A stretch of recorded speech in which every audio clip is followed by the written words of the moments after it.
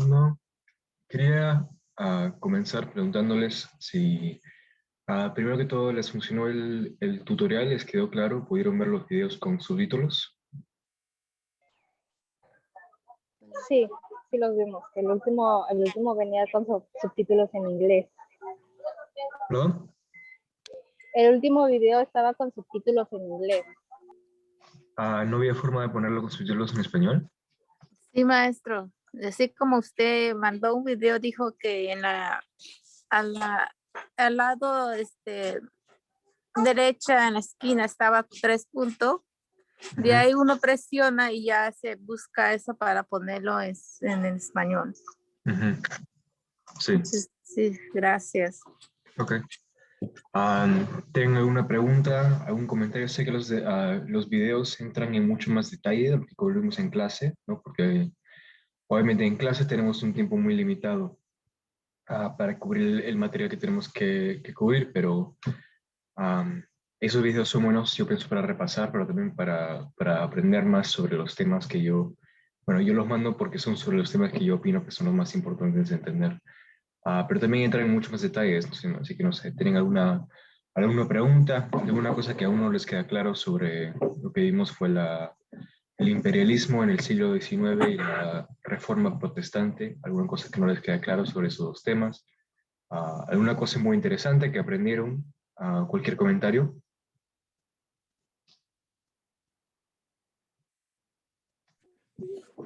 Bueno, yo, para mí no, maestro, pero sí, ahí escuché algo que yo no había escuchado y voy a repetir a mirarlo porque es como está así, como dijo la compañera en inglés. Entonces, otra vez arreglar y verlo, ponerlo para que sea un poco más espacio porque el video sí es muy rápido, la persona que está hablando habla muy rápido. Sí, Y eso sí es cierto, así que también pudieron ver cómo bajarle la velocidad al video, porque es otro eh, rollo. yo creo que sí se puede. Yo no lo hice, pero yo pude hacerlo para que yo mirara en español, porque la vez pasada yo no lo pude hacer, esta vez yo lo pude hacer. A ver, Y creo que sí se puede. Gracias. sí. Acá yo tengo el video abierto en mi computadora. Si quieren podemos ver acá rapidito de nuevo cómo funciona, pero no, acá está el video. Y como les conté, hay como los 3 puntitos arriba a la derecha o esta ruedita que se ve acá. Y acá vas, para cambiar los subtítulos, tienes que ir acá. A veces dice Closed Captions, a veces dice CS, a veces dice Subtitles. Y ahí escoges el que quieras, ¿no? Obviamente estamos buscando el español. Y también para buscar para cambiar la velocidad del video, tienes que ir a lo que se llama Playback Speed, o a veces solamente dice Playback. Y ahí pones, y normal bueno, es obviamente lo normal, es como más o menos 1, pero si queremos que sea más bajo, tenemos que ir a un número más bajo, como 0.75, ¿no? O si quisiéramos por cualquier razón que fuera más rápido, tenemos que ir a estos de acá. Pero si queremos que sea más lento, tenemos que ir a un número más bajo de 1, ¿no? Como 0.75 o 0.5. Y así, ven que empieza el video un poco más lento que lo normal. Profe, mi pregunta, ¿es lo mismo en un teléfono celular? ¿Es lo mismo? Como la única cosa que cambia es, disculpen, es que en un teléfono, como les mostré en el video, en el tutorial, va a haber como, dependiendo si estás en la aplicación de YouTube, va a haber unos 3 puntitos arriba a la derecha, o va a haber como esta ruedita.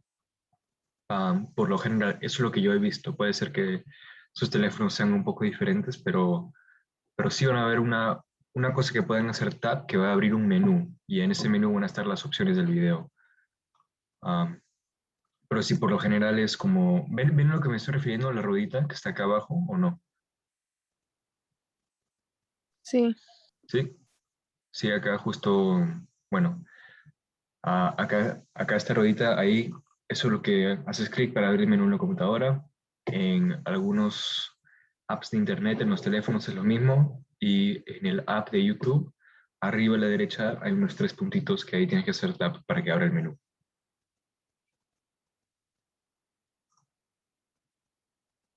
¿Alguna otra pregunta o comentarios sobre los videos o cualquier cosa?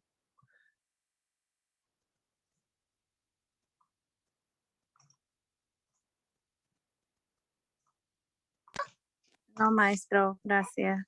Ok. Buenos. Si ya nadie tiene ninguna pregunta, ningún comentario sobre los videos, sé que unas personas acaban de entrar. Si quieren preguntar cualquier cosa, pueden, por favor. Pero si no, entonces vamos comenzando con la clase de hoy.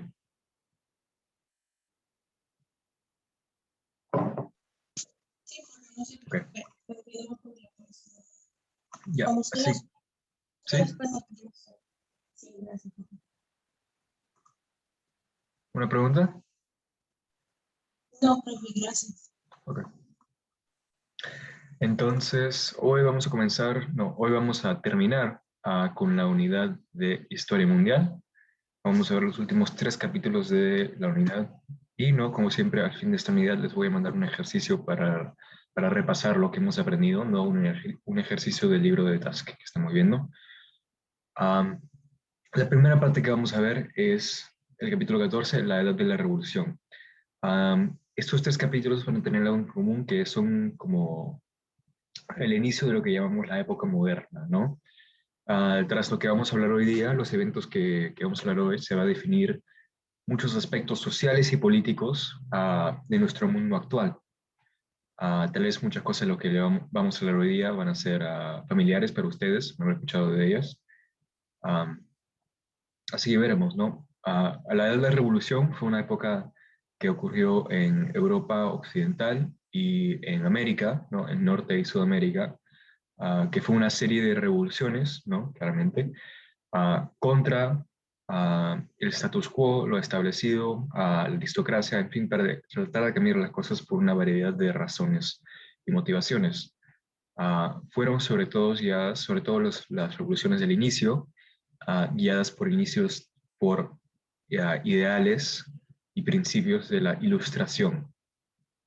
Hablamos sobre eso en la clase pasada. ¿Alguien me puede dar una definición de la Ilustración?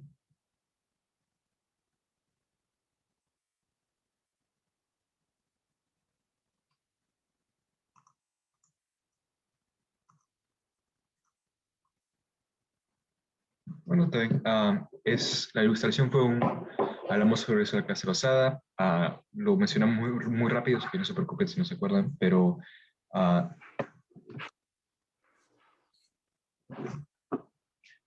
disculpen, voy a mandar nuestros compañeros acaba de pedir el link de la clase.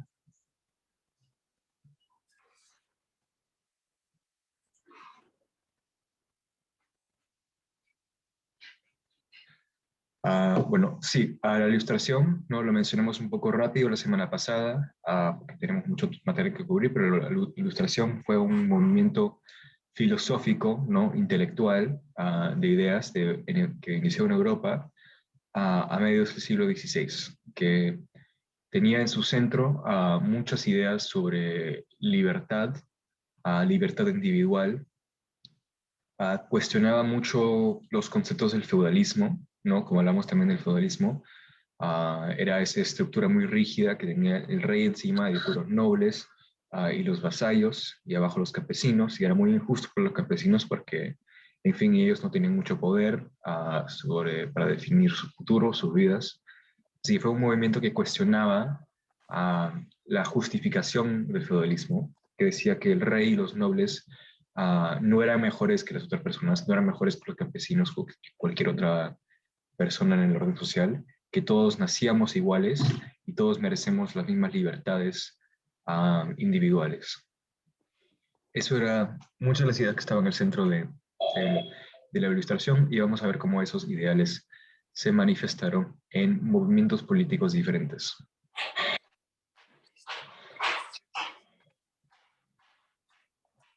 Ya. Entonces, comenzando la primera revolución de la cual habla el libro, es la Revolución Gloriosa, cual es algo que ocurrió en Inglaterra. Vamos a ver a fines del siglo XVII.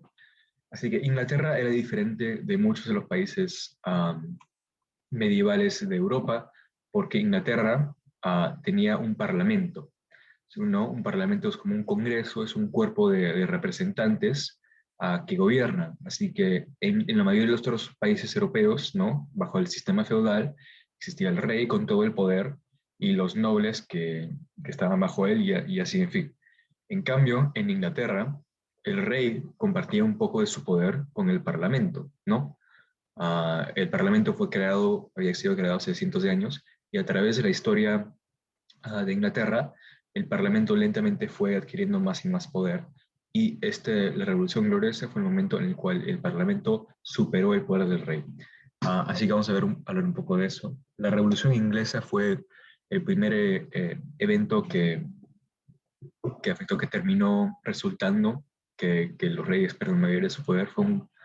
La Revolución Inglesa fue un conflicto entre el parlamento y el rey, ¿no? Que en fin estaban compitiendo para ver quién puede tener más poder, más control sobre el gobierno. Terminó ganando un parlamento y tan claro fue el poder que estableció el parlamento sobre el rey, que unos años después el rey James II llegó a ser rey.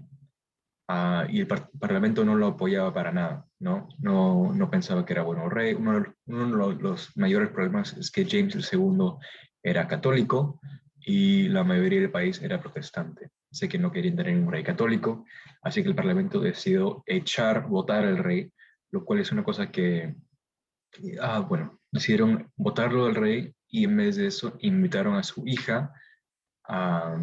a su hija Mary, y a su esposo a que sean monarcas, porque la hija Mary era protestante, no como su papá, el rey.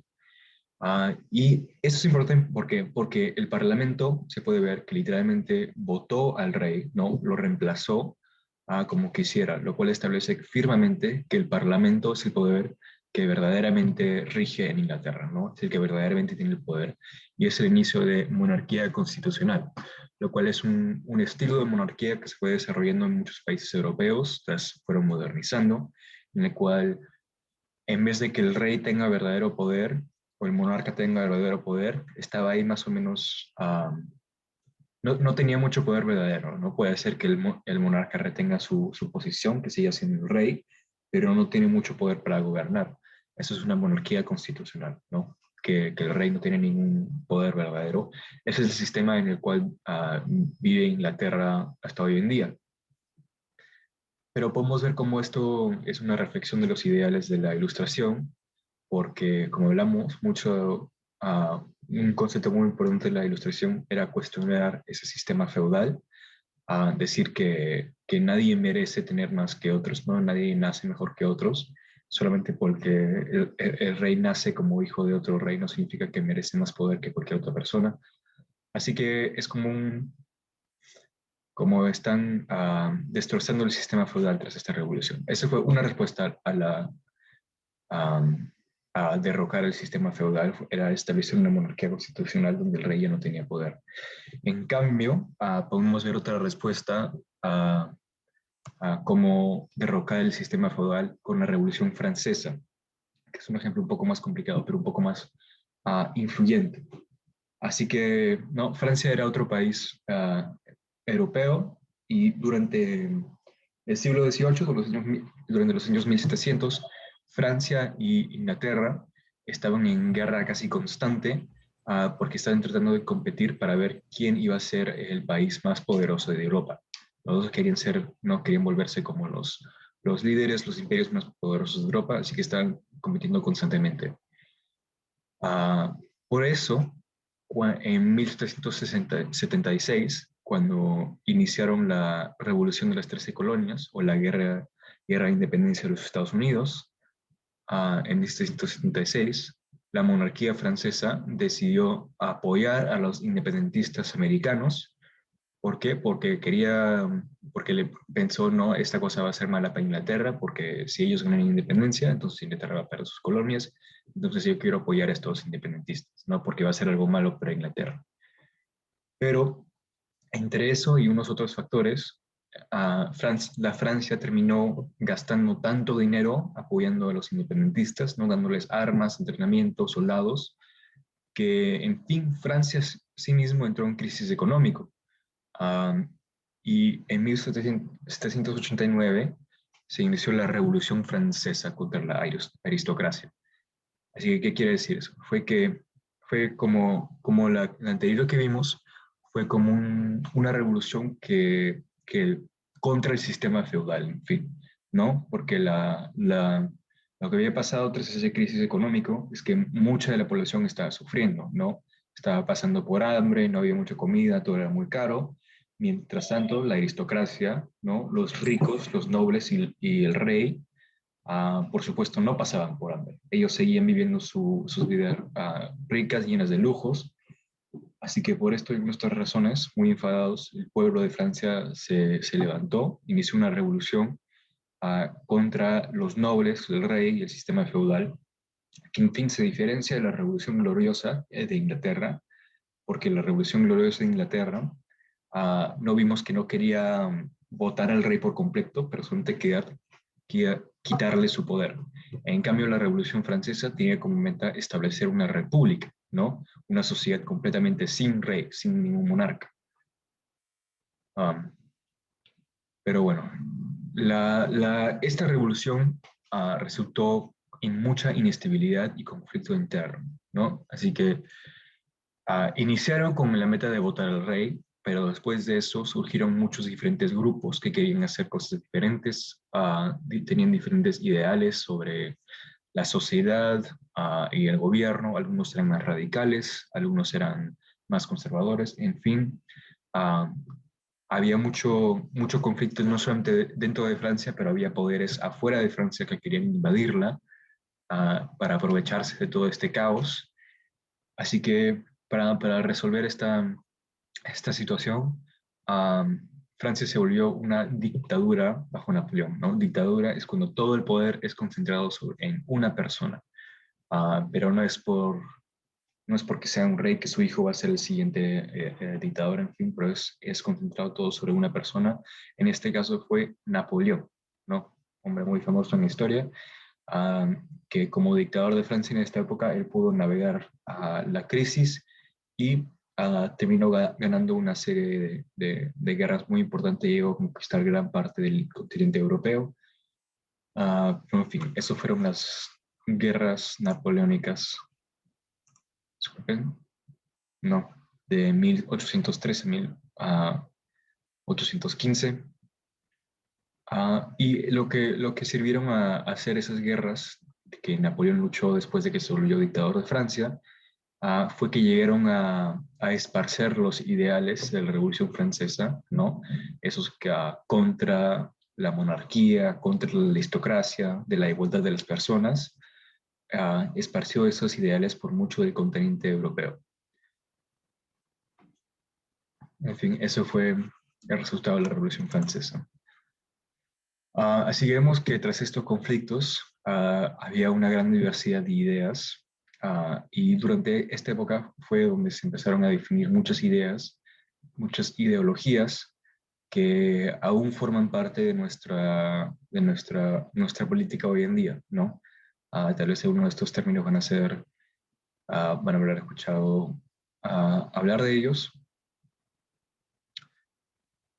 Pero sí, primero es el conservadurismo y el liberalismo. Estas son cosas que podemos ver, son términos que iniciaron con la Revolución Francesa.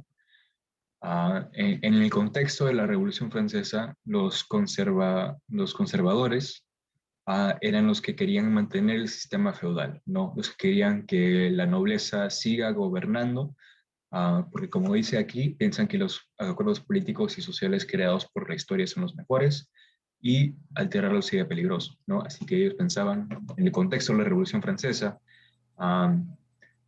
como la nobleza siempre ha sido la que ha gobernado, debería seguir siendo la que gobierna, ¿no? Es la que mejor lo sabe hacer. En cambio, su opuesto eran los liberales, ¿no? El liberalismo, que valoraban la libertad, los derechos individuales, ¿no? Por tener la libertad querían deshacer de ese sistema feudal que limitaba mucho la libertad de la gente.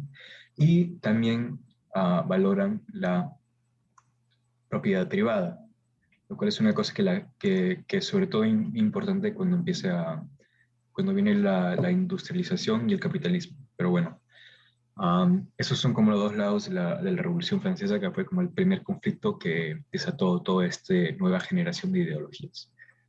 De ahí también vienen los términos izquierda y derecha, que tal vez han escuchado hablar sobre la política, ¿no? Que al inicio los liberales eran los de izquierda y los conservadores eran los de la derecha, porque los que apoyaban al rey se sentaban a la derecha de él y los que no se sentaban a la izquierda de él. En fin, por eso, pero por lo general, como términos políticos, izquierda y derecha, como acabamos de ver acá, ¿no? Los liberales querían cambiar la sociedad, a hacer cambio, ¿no? Eso es los de izquierda, por lo general. En cambio, los de derecha, los conservadores, quieren mantener los acuerdos políticos antiguos de la sociedad, no por varias razones, pero eso por lo general, si habrán escuchado hablar de la izquierda política y la derecha política, eso es lo que son. Y pues acá tenemos otros movimientos. El socialismo es una cosa que se desarrolló unas décadas después del liberalismo, que es un movimiento más a la izquierda del liberalismo,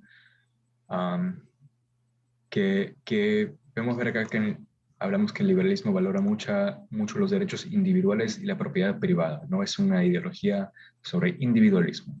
En cambio, en el socialismo se prioriza el bien de todas las personas, es más importante que el del individuo, ¿no? Los ciudadanos deben cooperar entre sí para mejorar la sociedad. Eso se ve un poco en su nombre, no socialismo, así que la prioridad del socialismo es hacer lo que sea mejor para la sociedad entera, no que los individuos piensen en sí mismos, pero que todos trabajen por todos.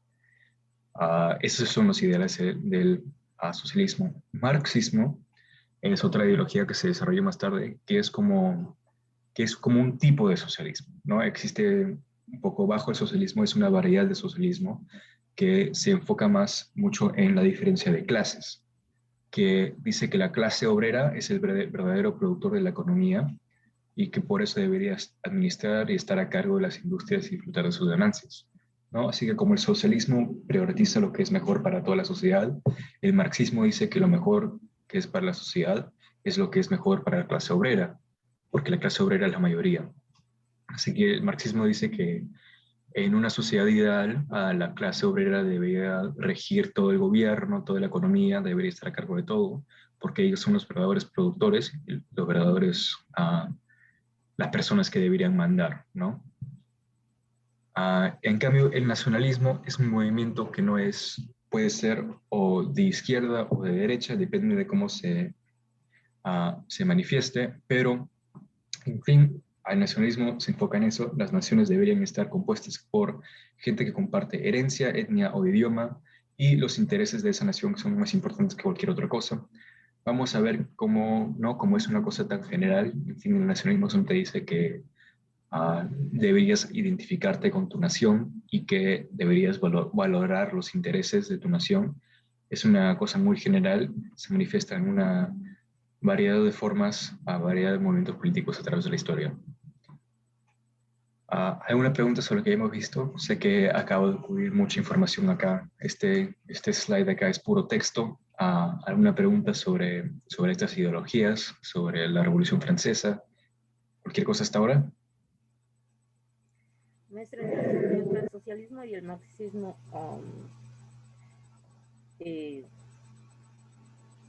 ¿cuál sería la gran diferencia entre las dos? Entre las dos buscan el bienestar de las personas, ¿no? ¿Entre el socialismo y el marxismo? Entonces, perdón, no escuché el inicio de la pregunta. Sí, ¿cuál sería ¿cómo se llama? La prioridad entre las dos. Claro, así que por supuesto tiene muchas similitudes, ¿no? Porque el socialismo existe bajo, no, el marxismo existe bajo el socialismo. Yo diría que la diferencia más notable es que el marxismo se enfoca mucho en esa diferencia entre la clase obrera y la clase que es dueña de las fábricas, de los medios de producción. En fin, el marxismo enfoca que la clase obrera es la más importante de la sociedad, es la que debería estar a cargo de todo. No solamente eso, pero también por lo general el marxismo apoya en su ideología una revolución contra las clases altas para que solamente de esa forma la clase obrera podrá apoderarse del gobierno y de la economía y cambiarlo para que trabajen a beneficio de la clase obrera. Esa es la ideología del marxismo. Ok. ¿Alguna otra pregunta? ¿Otra duda? Profesor, ¿y todavía todo eso se conserva hasta el día de hoy? Sí, todas estas son ideologías que gente sigue hasta hoy en día, ¿no? Conservadurismo y liberalismo son muy importantes en el clima político de los Estados Unidos hoy en día. También está entrando estos días está entrando un grupo de socialistas democráticos en la política en los Estados Unidos. Pero en general todas estas ideologías siguen siendo utilizadas por gentes, siguen guiando movimientos políticos hasta hoy en día. Ok, gracias. Buenos días. Buenos días. Maestro, he escuchado la palabra narcisismo. ¿A qué se refiere? ¿Pero narcisismo? Sí. Narcisismo no es una ideología política, sino es una característica personal que eres enfocada demasiado en ti mismo. Gracias. ¿Alguna otra pregunta? ¿Alguna otra cosa que hayan escuchado? No, cualquier duda, cualquier cosa. No. Entonces vamos Profesor, profesor, ¿esto tiene que ver algo acerca de las políticas porque aquí en los Estados Unidos hay solo 2 partidos? ¿O no? Eso es una cosa más específica sobre la política y la historia de los Estados Unidos. No. Los 2 partidos en los Estados Unidos son por lo general guiados por conservadurismo, ¿no? Esos son los republicanos, y liberalismo, esos son los demócratas. Así que podemos ver esas 2 ideologías reflejadas en la política de este país, pero para poder entender eso, ¿no? De por qué solamente hay 2 políticas, es una cosa más específica solamente sobre la historia de los Estados Unidos, que podemos ver en la unidad de historia americana si quieren.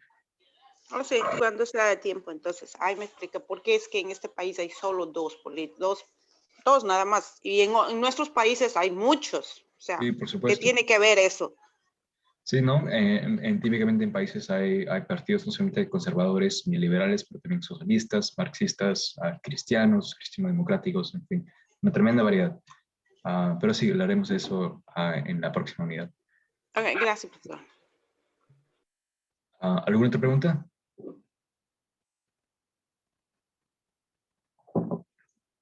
¿No? Ok. Entonces vamos continuando. Vamos a ver un ejemplo sobre cómo estas ideologías resultaron en revoluciones, en movimientos políticos en Europa durante esta época. La primera fue las revoluciones de 1848, lo cual fue una serie de revoluciones, de levantamientos sociales en muchísimos países de Europa y también en el continente americano en 1848, ¿no? Que fue una cosa de conservadurismo contra el liberalismo. Como mencioné hace un segundo, las guerras que luchó Napoleón esparcieron muchos de los ideales liberales de la Revolución Francesa por toda Europa. Pero Napoleón, en fin, fue derrotado, ¿no? Y después de eso, fuerzas conservadoras tomaron el poder por toda Europa. En 1848 hubieron levantamientos en la cual la juventud en muchas partes de Europa quería rebelarse porque quería cambiar la sociedad, ¿no? Quería cambio social, quería que la aristocracia no tenga tanto poder, en fin, por una gran variedad de razones se rebeló, luchando por valores liberales. Y terminaron siendo derrotados en casi cada instancia, pero a pesar de eso, la aristocracia dio unas concesiones, ¿no? a las fuerzas liberales para mantener la estabilidad social. Pero bueno, eso fue un conflicto entre el conservadurismo y el liberalismo, ¿no? El conservadurismo representado por la aristocracia, los poderosos, y el liberalismo por la juventud que valoraba los ideales liberales de la Revolución Francesa. Y acá tenemos dos ejemplos, bueno, tres ejemplos, la verdad, de movimientos nacionalistas, las unificaciones de Italia y Alemania, por un lado, y por otro lado, la disolución del Imperio Austrohúngaro, ¿no? Dos cosas que sucedieron en el centro del continente europeo, que son manifestaciones del nacionalismo, pero en formas diferentes. Así que unificaciones de Italia y Alemania, creo que voy a ayudar si vemos el mapa que está en este slide.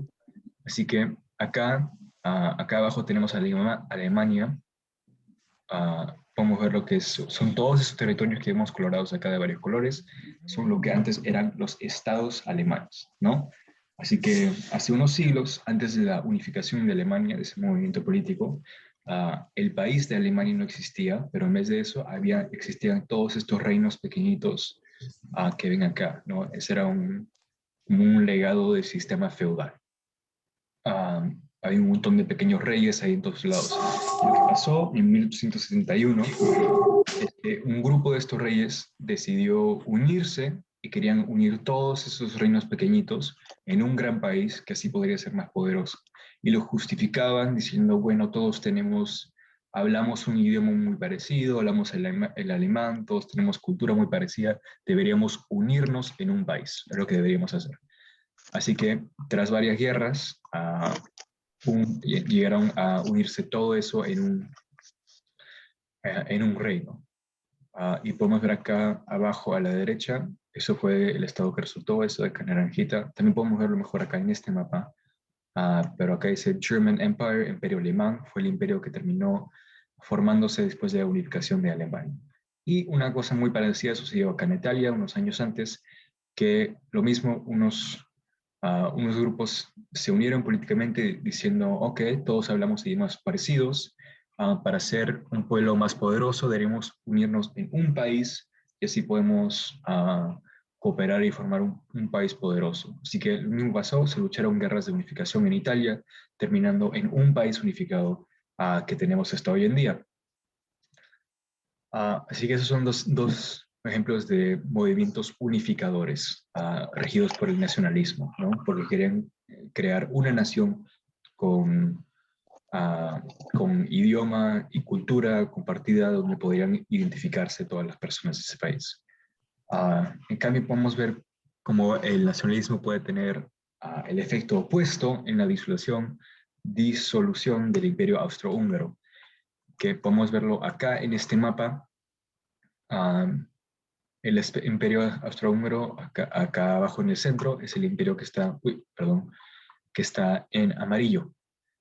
Y era un gran imperio, ¿no? Al estilo de los imperios europeos viejos, que no era solamente llena de una etnia con un idioma, pero tenía una gran variedad de etnias con muchos idiomas que se hablaban, ¿no? Las etnias, los grupos que regían, que estaban en control del país, eran los austrios, los húngaros, ¿no? Por eso se llamaba el Imperio Austrohúngaro, pero también había muchos otros, como los checos, los eslovacos, los serbios, los eslavos, que en fin querían su propio país para gobernarse a sí mismos. Y después como vamos a ver, después de la Primera Guerra Mundial, terminaron ganando su independencia tras luchar bastante, resultando que este imperio, que antes era un país, se destruyó y se volvió una variedad de países, ¿no? Y la última revolución importante de hablar, que refleja las ideologías de socialismo y marxismo, son las revoluciones rusas. La primera ocurriendo en 1905. Rusia en este tiempo era un país que se estaba desarrollando, estaba formando una economía industrial, por lo tanto tenía una clase obrera industrial, ¿no? Lo cual es importante para la ideología del marxismo. Pero bueno, en 1905 hubo un levantamiento social por gente que quería cambiar la organización política, ¿no? En estos tiempos Rusia era una monarquía donde el rey tenía todo el poder. El rey se le decía, a los reyes rusos se les decía el zar, el zar de Rusia tenía todo el poder, no había democracia y no había muchas libertades personales y individuales. Así que, por lo tanto, en 1905 hubo una revolución, sobre todo por socialistas que querían cambiar la sociedad a que sea más igual, querían cambiar los acuerdos políticos, querían que había democracia, en fin. Esa revolución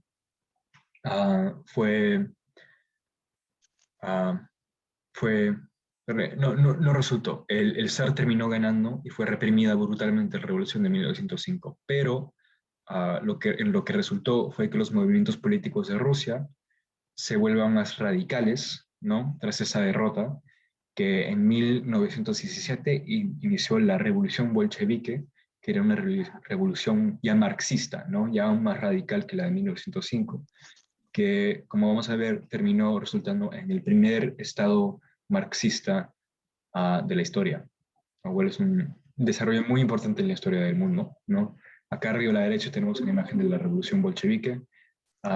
Podemos saber que estos son obreros industriales, ¿no? Que están acá armados, listos para tomar el poder de la aristocracia, de las clases altas.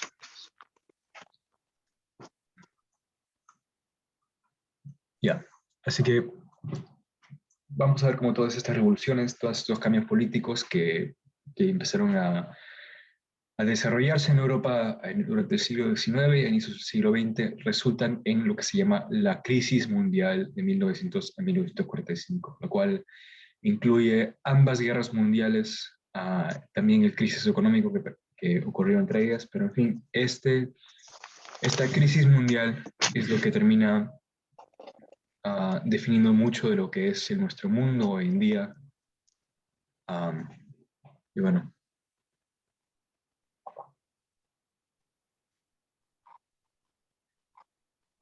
vamos a ver cómo muchas de estas corrientes políticas terminan resultando en cambios de Estado, cambios políticos, conflictos. Y bueno.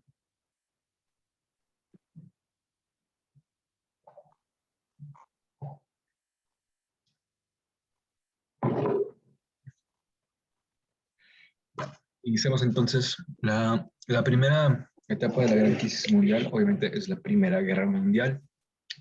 Y una de las causas muy importantes de la Primera Guerra Mundial fue el nacionalismo, ¿no? Así que como acabamos de hablar, el nacionalismo resultó en formaciones de nuevos países, pero el nacionalismo también fue importante en países que ya existían. Por lo tanto, podemos ver cómo el nacionalismo, de una variedad de formas, llegó a causar, a darle la motivación por la Primera Guerra Mundial. Perdón. Así que, por ejemplo, en países como el Imperio Austrohúngaro, generó mucho conflicto interno de esos imperios. ¿Por qué? Porque habían minoridades étnicas que querían su propia libertad, como hablamos, ¿no? Sobre todo en el Imperio Austrohúngaro había eslavos, que es una etnia muy grande, muy general, que querían tener su propio país. Y eso generó mucho conflicto interno. Pero no era solamente en Austria-Hungría, también en el Imperio Ruso, en el Imperio Alemán, había una variedad de etnias que querían su independencia. El nacionalismo también generó conflicto entre países imperiales, ¿no? Así que, como hablamos, el nacionalismo cree que tu nación es lo más importante, es lo más importante y los intereses de tu nación son lo más importante, pero llevado un poco más al extremo, el nacionalismo también puede ser una ideología que diga que no solamente eso, pero que también que tu nación debería ser la más poderosa de todas, ¿no? Que tú deberías ser la potencia más grande. Así que eso era una razón por conflicto entre muchos de estos imperios europeos. Tenían miedo que sus vecinos lleguen a ser más grandes, más poderosos que ellos. Sobre todo, esta era una fuente de conflicto entre Francia y Alemania, que eran muy grandes rivales, que ya habían luchado muchas guerras entre sí en esta época, y que querían que Francia no quería que Alemania crezca y que la reemplace como el gran poder del continente europeo, y Alemania no, obviamente, quería establecerse como el nuevo gran poder del continente europeo, ¿no? Porque Alemania, como hablamos, se estableció solamente en 1871, después de la Guerra de Unificación de Alemania. Así que como había todos estos estados compitiendo, todos estos imperios luchando tratar de ver quién iba a ser más poderoso, lo que se decidió hacer como estrategia política es que las naciones europeas empezaron a formar alianzas uno con otro como de protección. Había esta ideología de equilibrio de poder, ¿no? Lo cual es la idea de que si se forman alianzas suficientemente grandes entre entre suficientes países, la guerra sería tan costosa luchar esa guerra que nadie querrá luchar la guerra, ¿no? Así que, por ejemplo, ¿no? Que Francia y Alemania tal vez entren en conflicto, pero si Alemania tiene como aliado a muchos países, entonces Francia no va a querer entrar en guerra con Alemania. ¿Por qué? Porque no va a querer luchar una guerra con tantos países. En cambio, si Francia también entra en una alianza con muchos países, entonces Alemania no va a querer atacar a Francia, porque entonces va a tener que luchar contra todos los aliados de Francia. Y en fin, así funcionaba la equilibrio de poder, que si se formaban como grupos de aliados suficientemente grandes, entonces nadie va a querer luchar la guerra, ¿no? Porque nadie quiere luchar una guerra tan grande. Así se formaron los poderes aliados y los poderes centrales, que eran las dos alianzas grandes de Europa antes de la guerra. Pero, como vemos, no resultó esta ideología. Todo estalló después del asesinato del archiduque austriaco, ¿no? Que él era el heredero a la corona austrohúngaro. Se supone que él iba a ser el siguiente rey del imperio. Y fue asesinado por un serbio nacionalista. Un serbio es un tipo de eslavo, es una de las etnias del imperio austrohúngaro, ¿no? Que quería su propio país, y por eso terminó asesinando a este político austriaco, lo cual terminó estallando la Primera Guerra Mundial. Así que como podemos ver acá, Serbia es uno de los grupos que estaba aliado con Rusia, que también estaba aliado con Francia e Inglaterra. En fin, acá podemos ver los dos grandes grupos de alianzas. En un lado, los más importantes eran los alemanes, los austrohúngaros y los otomanes, que existían acá. Y por el otro lado, los más importantes eran los británicos, los franceses, los italianos y los rusos. Así que vemos que ese sistema de alianzas, ¿no? Que se supone que nadie querría luchar la guerra porque sería demasiado costoso, no funcionó. Y así estalló la Primera Guerra Mundial. Y también no fue una guerra que se luchó solamente en Europa, ¿no? Porque puede ser que el conflicto inició en Europa entre todos estos países, pero como hablamos en la clase pasada, gracias al imperialismo europeo, Europa tenía colonias por todo el mundo, en África, en Asia, en fin. Así que este es un mapa que muestra el porcentaje de la población que murió gracias que murió en la Primera Guerra Mundial. Así que podemos ver que no solamente en Europa murió muchas personas, pero sino también en África. Hubo batallas luchadas en África entre colonias europeas. Mucha gente de Asia murió también porque fueron a Europa a luchar en los imperios, para los imperios europeos. Y en fin, esta fue una guerra luchada no solamente en Europa por europeos, la Primera Guerra Mundial, pero sino también fue luchada por mucha gente del resto del mundo, ¿no? Africanos, asiáticos, porque formaban parte de imperios europeos.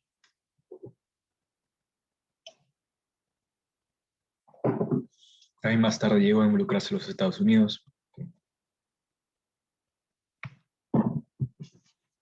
Pero durante todo esto se destacó la revolución bolchevique, como mencionamos hace un segundo, ¿no? En 1917, a la mitad de la Primera Guerra Mundial, Rusia era un país que particularmente había sufrido mucho durante esta guerra. Había sido invadida y había luchado contra la invasión. Había sido muy costosa la guerra para Rusia. Así que por eso su economía había quedado destrozada, lo cual causó aún más sufrimiento, ¿no? Al pueblo ruso. No solo tenían que luchar con todas las dificultades de la guerra, pero también había dificultad económica encima de eso.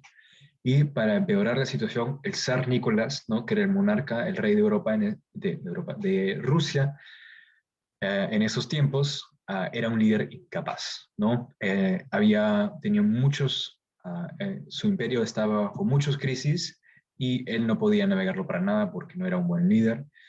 Así que por eso entre que el líder sea incapaz y el pueblo no vea esperanza de que el líder resuelva las crisis, se montó una gran revolución contra el zar. Y a la cabeza de la revolución estuvo el partido bolchevique, que fue el que llegó al poder, que fue el partido marxista, ¿no? Del cual el líder era este hombre llamado Vladimir Lenin, un marxista, un comunista muy importante en la historia. Vladimir Lenin, tras llegar al poder de Rusia, firmó un tratado de paz con los alemanes, ¿no? Así que fue la primera cosa que hizo, es que sacó a Rusia de la guerra. Porque eso es lo que mucha gente quería, ¿no? Quería dejar de luchar esta guerra, a la cual no veían punto, habían sufrido y perdido muchísimo. Así que esa fue la primera cosa que hizo Vladimir Lenin cuando llegó al poder, firmó un tratado de paz con los alemanes, pero eso no significó que llegó la paz a Rusia, porque después de eso inició la Guerra Civil Rusa, lo cual fue un gran conflicto muy largo que se luchó por muchos años entre las fuerzas rojas, lo cuales eran los marxistas, los socialistas, ¿no? Con los bolcheviques a un lado, y al otro lado las fuerzas blancas, se les decían, lo cuales eran todos aquellos que estaban a contra del marxismo, a contra del socialismo, ¿no? Habían entre ellos liberales, conservadores, monarquistas, dictadores, en fin, todo un grupo de personas que simplemente no querían que los marxistas lleguen al poder. Pero hubo una gran guerra, terminaron ganando los rojos, los marxistas, los bolcheviques, y después de eso se formó la Unión Soviética, que fue el primer país en el mundo que fue gobernado por ideales marxistas, ¿no? Un desarrollo muy importante en la historia. Vamos a hacer un poco de eso. Vamos a hacer un poco más de eso, porque, bueno, obviamente fue muy, muy importante. En fin. Pero bueno, a pesar de que Rusia salió de la Gran Guerra, de la Primera Guerra Mundial, Alemania igual terminó perdiendo gracias a la entrada militar de los Estados Unidos. Así que, así los Estados Unidos en esta época, no hemos hablado mucho de los Estados Unidos en este contexto, pero en esta época los Estados Unidos ya era un gran poder económico. Así que cuando entró la guerra a favor de los aliados de Francia, Italia e Inglaterra, terminó ayudando a ganar la guerra contra Alemania y Austria-Hungría y el Imperio Otomano. Así que gracias a la entrada de los Estados Unidos, los poderes aliados terminaron ganando. Y después no tuvieron esta cuestión, este tema muy difícil de ver, cómo prevenir otra guerra así enorme que había costado tanto a todo el mundo. Y tuvieron tres estrategias importantes para tratar de mantener la paz.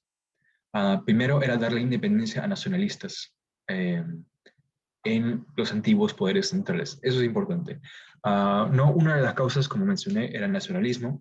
Así que lo que los poderes aliados, como Francia, Inglaterra e Italia, pensaron que sería importante era darle sus propios países a las minoridades étnicas, como ¿no? Los eslavos, los serbios, los checos, los eslovacos, los polonos, en los imperios centrales. También en el Imperio Otomano, también dividieron el Imperio Otomano en varios países como quisieran.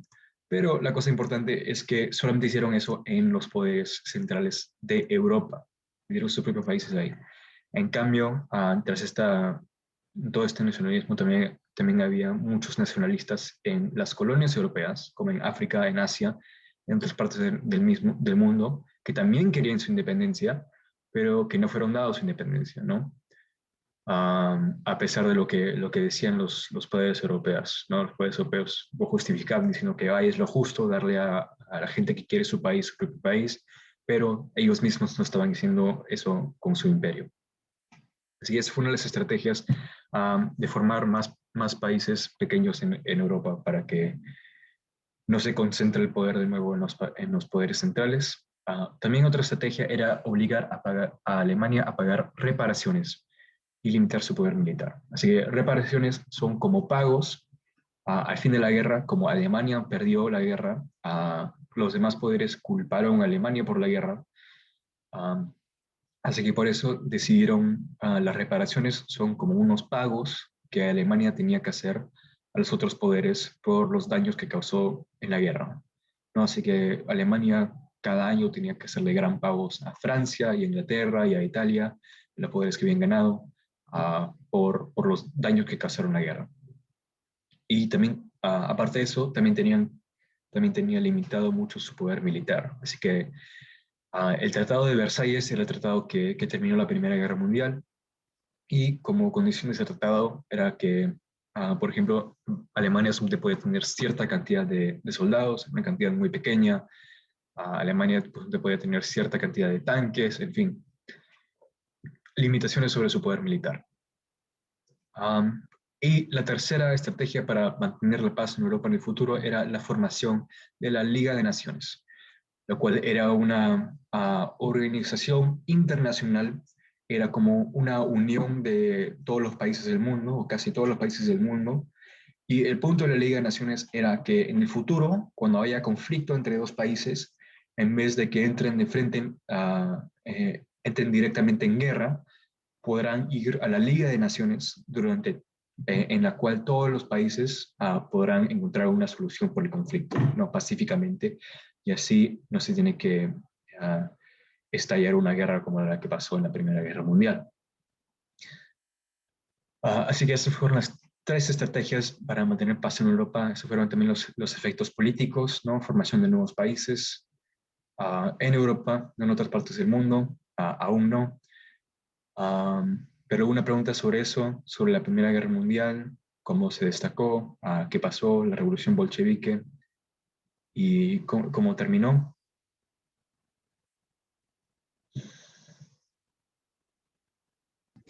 No, profe, solamente como palabras.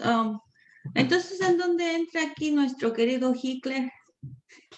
Justo en eso íbamos a empezar. Creo que es el siguiente, sí, en el siguiente slide tenemos eso. Ok, gracias, profe. ¿Alguna otra pregunta?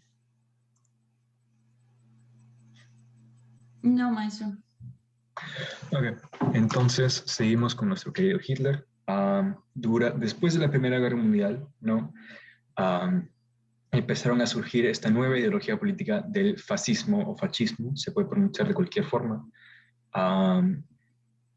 que es una ideología nacionalista, pero nacionalismo llevado al extremo, ¿no? Que fuerza sobre todo unidad nacional al máximo, que es lo más importante, pero es una identidad nacional forjada alrededor de un mito. Así, es lo que está al centro del fascismo, ¿no? Un nacionalismo extremo centrado alrededor de un mito nacional que en fin dice que todo lo que participan en ese narrativo nacional son los más importantes, son los mejores del mundo, y cualquier persona que existe afuera de esa ideología es un enemigo de la nación, y es un traidor, y es lo peor del mundo. Y eso puede tomar varias formas. ¿No? Como dice acá, es extremadamente intolerante a las personas que no conforman parte de ese mito. Y podemos ver en diferentes formas, ¿no? Así que, por ejemplo, casi siempre los fascismos son extremadamente intolerantes de socialistas y marxistas. ¿Por qué? Porque ellos no están de acuerdo con este nacionalismo extremo de la derecha, ¿no? Ellos son mucho de la izquierda. No creen que identidad nacional debería diferenciar a las personas, pero sino que todos deberían existir por todos, ¿no? Los socialistas de la izquierda están sobre todo enfocados en clase social, no tanto en identidad nacional. Así que por lo tanto, típicamente una de las personas que no se conforman con este mito, que son reprimidas por los fascistas, son los socialistas. Pero también, para dar el ejemplo de Hitler y de los nazis, en ese caso, el mito nacional que se formó en Alemania era que los alemanes eran el grupo étnico más poderoso, más importante de la historia, y que la única razón por la cual no habían ganado la Primera Guerra Mundial es que fueron traicionados internamente por socialistas y también por judíos. Esos eran los dos grupos que los nazis decidieron que deberían estar afuera del mito nacional. Por lo tanto, fueron extremadamente intolerantes contra ellos, y resultó en una tremenda violencia contra esos, sobre todo contra los judíos, pero contra las minorías étnicas de Alemania que no conformaban de ese mito nacional, que no eran étnicamente alemanes, sufrieron bajo violencia, no sé, increíble, una de las peores matanzas que hemos visto en la historia mundial. Pero bueno, eso es solamente un ejemplo, ¿no? Que los gobiernos fascistas forman esta idea de una comunidad nacional alrededor de algunos, puede ser etnias, o pueden ser valores, o puede ser cualquier cosa, y cualquier persona que no se conforma con esa comunidad, con ese mito nacional, es un traidor y debe ser excluido. Eso es lo que piensan los fascistas. También estos siempre son gobiernos totalitarios, ¿no? Totalitarios quiere decir que el gobierno tiene todo el poder, tiene poder ilimitado, y no tolera oposición, no tolera mucho libertad individual. Por lo tanto, la gente no puede decir cualquier cosa en contra del gobierno, no puede formar otros partidos políticos, por lo general. Así que estos estados fascistas siempre eran estados totalitarios, ¿no? Que tenían un control muy fuerte sobre la población. Y acá podemos ver una de las razones por la cual esta ideología tuvo tanto éxito en esta época. Una de ellas fue la formación de partidos políticos masivos. Así que en sociedades como Alemania, antes de la Primera Guerra Mundial, no había era una sociedad sobre todo regida, que a cargo de ella estaba la clase alta, ¿no? Pero después de esto entró en un estado de democracia, donde empezaron a formarse nuevos partidos políticos masivos, ¿no? Diferentes a los antiguos, porque tenían sobre todo como su meta expandirse e incluir a una tremenda cantidad de personas. También otra cosa que contribuyó muchísimo al crecimiento del fascismo fue la crisis económica global de la década de los 30. Es una cosa que vamos a ver más en detalle en la unidad de historia americana, porque empezó en los Estados Unidos, pero una crisis económica global, ¿no? En todo el mundo, durante la cual la economía se empeoró. Mucha persona perdió su empleo, mucha persona pasó por época muy difícil. Así que en esa época de crisis, ¿no? Típicamente en épocas de crisis la gente busca un cambio radical. Y durante esta época los fascistas fueron los que llegaron a apoderarse de mucha de esa energía de gente que quería cambio. También hubo una incapacidad de los gobiernos liberales a responder a esta crisis, ¿no? Así que como la gente que estaba pasando por pobreza, por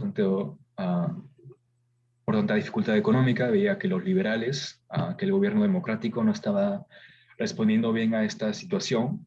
Dijeron, ok, tal vez, no sé, lo que digan estos fascistas me parezca bueno. Así que por eso decidieron unirse unos a partidos fascistas. Y también, importantemente, hay una clase inmensa de veteranos con sentimientos nacionalistas de la Primera Guerra Mundial, ¿no? La Primera Guerra Mundial fue una tremenda guerra donde los ejércitos de Europa crecieron a incluir millones y millones de personas. Y después de la guerra, todas estas personas, ¿no? Con experiencia de lucha, que ya habían cometido actos de violencia, que tenían ideales increíblemente nacionalistas, ¿no? Se encontraron con estos movimientos políticos que también eran nacionalistas, que demandaban el uso de la violencia contra ciertas personas que se consideraban afuera del mito nacional, que se consideraban como enemigos de la nación. Así que muchos de estos veteranos derechistas, nacionalistas de la Primera Guerra Mundial entraron a partidos fascistas y los ayudaron a crecer. Hitler sí mismo, que lo vemos acá en esta imagen, ¿no? Era el dictador fascista nazi de Alemania. Él era un veterano de la Primera Guerra Mundial, y por eso eso había informado sus sentimientos increíblemente nacionalistas que él tenía. Acá arriba tenemos una foto del partido fascista italiano. Este es Mussolini, que se volvió el dictador fascista de Italia. Pero bueno, en fin. ¿Alguna pregunta sobre el fascismo? Perdón, ¿cómo dijiste que se llamaba el fascista Mussolini? ¿Perdón? ¿Mussolini? Sí, sí, el fascista italiano se llamaba Mussolini. Ok, gracias.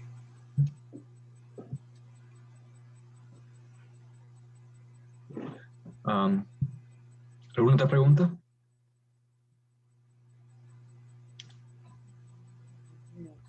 Ok, entonces veremos cómo estos gobiernos fascistas causaron lo que sería el inicio de la Segunda Guerra Mundial. Así que la Segunda Guerra Mundial fue causada por agresión de los poderes fascistas, ¿no? Estos gobiernos ultranacionalistas, ¿no? Que pensaban que su nación era lo mejor de lo mejor y tenía de hecho ser las naciones más poderosas del mundo. Sobre todo, los dos poderes fascistas más importantes eran Alemania y Japón. Japón no hemos hablado mucho de él hasta bien tiempo, pero Japón era, ¿no? una nación en el este de Asia que logró resistir el imperialismo europeo. ¿Por qué? Porque adoptó las tácticas y muchas de las estrategias de imperios europeos y se volvió un imperio en sí mismo, ¿no? Así que en esta época Japón y Alemania se habían vuelto estados fascistas, ultranacionalistas y por lo tanto querían volverse más poderosos y querían conquistar una tremenda cantidad de territorio para ser potencias globales. Así que Alemania empezó su camino a la guerra porque empezó a violar el Tratado de Versalles, ¿no? Como vimos, el Tratado de Versalles era el tratado que terminó la Primera Guerra Mundial, que le había puesto limitaciones al ejército de Alemania, ¿no? Solamente podía tener cierta cantidad de soldados, solamente podía tener cierta cantidad de, no sé, de tamaño de ejército. Empezó a violar eso, empezó a crear un ejército más grande y lentamente fue apoderándose de más y más territorio poquito por poquito. Hasta que eventualmente, ¿no? Estalló la guerra total y empezó a invadir a diferentes países de Europa, conquistándolos por la guerra, incluyéndolos a su nueva esfera económica y política. Importante en esto fue que tras Alemania fue conquistando varios países en Europa, ¿no? Inició en 1939. En 1942 es cuando Alemania decidió invadir a la Unión Soviética. Lo cual recordarán fue que el Imperio Ruso, que se volvió en la Unión Soviética, que era el país marxista en Europa, ¿no? Era un gran país marxista en Europa que en esos tiempos estaba bajo la dictadura de Joseph Stalin, que era el dictador de la Unión Soviética en esos tiempos.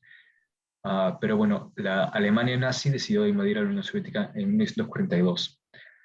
Al mismo tiempo, ¿no? Japón había empezado a conquistar territorios en Asia Oriental y en el Pacífico, comenzando por China y con Corea, después empezando a invadir colonias europeas que estaban por ahí en Indochina, en Indonesia, en el Pacífico, y terminando a fines de 1941, cometió el ataque de Pearl Harbor, lo cual fue cuando atacó a Hawái, ¿no? Territorio estadounidense.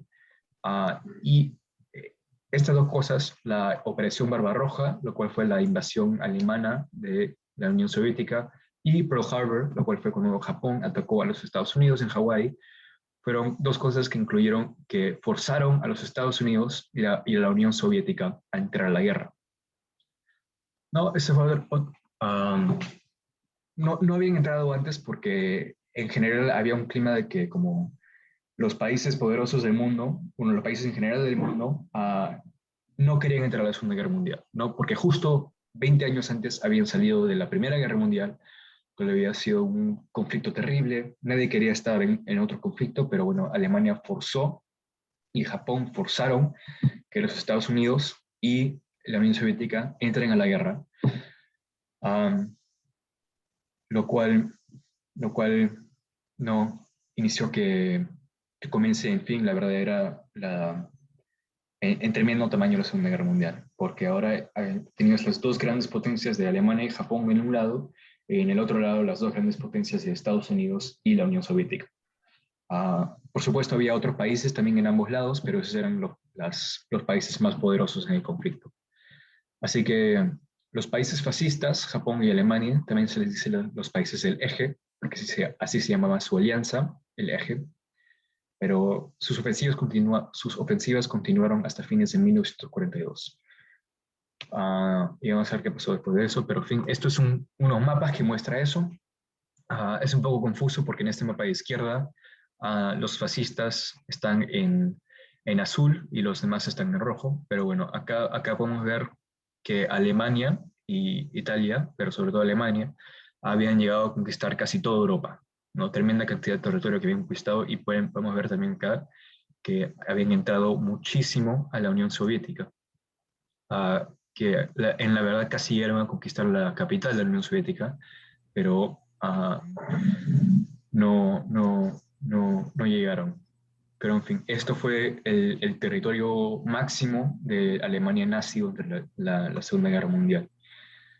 Y acá, a la derecha, podemos ver lo opuesto para Japón. Así que acá en este mapa Japón está en rojo y los otros poderes están en azul, pero podemos ver que Japón conquistó tremendas partes de China, conquistó todo este territorio que en Tailandia, Indochina, Indonesia, que eso en esta época era sobre todo, eran colonias europeas, y también llegó a conquistar varias colonias estadounidenses que estaban en el Océano Pacífico. Así que por eso entró en conflicto con los Estados Unidos. Pero esto fue la mayor potencia que tuvieron los poderes fascistas, los poderes del eje en esta época. Después vemos que después de 1942, las potencias del eje estuvieron en constante retiro. ¿Por qué? Porque habían entrado al conflicto, se habían metido en lucha contra dos tremendas potencias que eran demasiado para ellos y nunca más pudieron tener la ventaja en la guerra después de eso. Así que, porque los Estados Unidos y la Unión Soviética juntos vencieron a la Japón y Alemania. ¿Por qué? Sobre todo porque los aliados, eso sí, no los Estados Unidos, la Unión Soviética, también los británicos y muchos otros países, tenían muchos más recursos y capacidad industrial, ¿no? Eso fue lo que terminó dándole la victoria a los aliados. Fueron esos dos aspectos de su economía, ¿no? Que tenían acceso a mucho más recursos y podían generar mucho más cosas con su capacidad industrial, ¿no? Construir más tanques, más barcos, más aviones, en fin. También es importante notar sobre la Segunda Guerra Mundial fueron el bombardeo de Hiroshima y Nagasaki. Así que Alemania se rindió primero entre las dos potencias de Japón y Alemania. Alemania fue la primera en ser derrotada.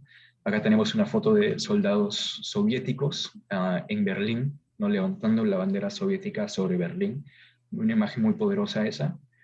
Pero ese fue el fin de la guerra en Europa, ¿no? Con la Unión Soviética conquistando Berlín, la capital de Alemania. En cambio, Japón resistió por unos meses más, pero la guerra en Japón terminó con el bombardeo de Hiroshima y Nagasaki, lo cual fue cuando los Estados Unidos, tras conquistar varias islas en el Pacífico, al fin estaba suficientemente cerca a Japón que podía mandar aviones a tirar bombas a Japón, y terminó bombardeando las ciudades de Hiroshima y Nagasaki con bombas nucleares, que ha sido el único uso militar de las armas nucleares en la historia, ¿no? ¿No? Son tremendas bombas, las bombas nucleares, que con una sola bomba pueden destruir una ciudad entera. Podemos ver acá una imagen de la explosión que destruyó Hiroshima, pero sí, después de que estas dos ciudades fueron destrozadas por bombas nucleares, Japón se rindió, y en eso acabó la Segunda Guerra Mundial.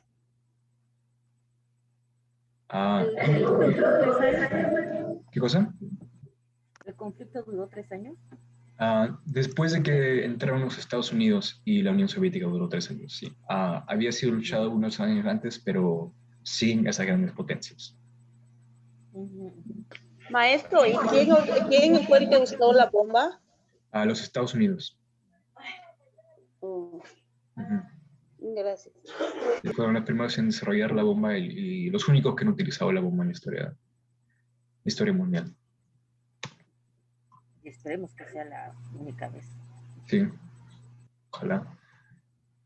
Acá tenemos un mapa de todo el mundo que demuestra a todos los diferentes países que participaron en la Segunda Guerra Mundial, ¿no? Podemos ver que acá las líneas rojas también representan todo el territorio que llegaron a conquistar las potencias del eje, pero en fin, acá vemos en rojo eran los países que estaban bajo control de los fascistas, de las potencias del eje, y en azul las potencias aliadas. Vamos a ver que no solamente eran ¿no? En Alemania, en Europa y en Asia que se luchó, pero también había muchos países que participaron en Latinoamérica, en África, también no, que esto era verdaderamente un conflicto mundial, una guerra mundial. Sí. ¿Alguna pregunta sobre eso? Creo que vamos a acabar ahí hoy día. Sé que dije que íbamos a terminar la unidad de historia mundial hoy día, pero no creo que nos da tiempo para cubrir el siguiente capítulo con suficiente detalle como debería ser. ¿Alguna pregunta sobre la Segunda Guerra Mundial? Como hemos visto hasta ahora, el fascismo, cualquier otra cosa. No, todo bien, maestro. No, maestro. Ok, entonces, en ese caso, creo que eso es todo. Les mandaré el video de la clase más tarde. Y bueno, eso es todo. Si no tienen ninguna pregunta. Gracias, maestro. Esta sí se me hizo muy interesante. Gracias, maestro. No porque hayan sido guerras. Gracias, maestro. Que tengan una buena semana. Igual. Gracias, maestro. Que se le haya pasado bien el día de su cumpleaños, aunque no nos haya invitado pastel. Muchas gracias, Así maestro. es, maestro. Hasta luego. Hasta luego. Bye bye.